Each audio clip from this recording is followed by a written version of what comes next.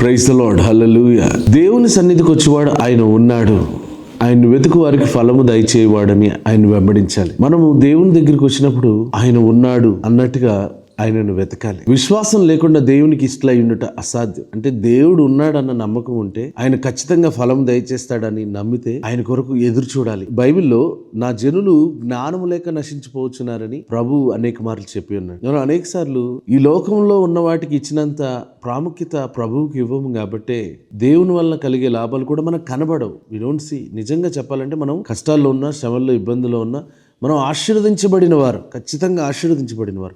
కానీ అవి మనం చూడలేకపోవడానికి కారణం దేవుని గురించిన జ్ఞానం లేక. ఎఫెసీయులకు రాసిన పత్రిక 4వ అధ్యాయము 17వ వచనం. కాబట్టి అన్యజనులు నడుచుకున్నట్లు మీరు ఇక మీదట నడుచుకోనవలదని ప్రభువునందు సాక్ష్యం ఇచ్చుచున్నాను. అన్యజనులు అంటే వేరే మతం వారు కాదు, దేవునికి అన్యులు. దేవుడు అంటే తెలియని వారు. దేవుడు ఒక విశ్వాసిని వాగ్దానం చేసిన తర్వాత ఆ వాగ్దానాన్ని నెరవేర్చుకుంటాడు, విడిచిపెట్టడు అన్న నిరీక్షణ లేనివారు. దేవుడు అంటే తెలియని వారు. నేనంటే తెలిసిన నా పిల్లలు నా మాట వింటారు, నా కట్టుబాట్లు, నా అడుగుజాడులో వాళ్ళు నడుస్తారు.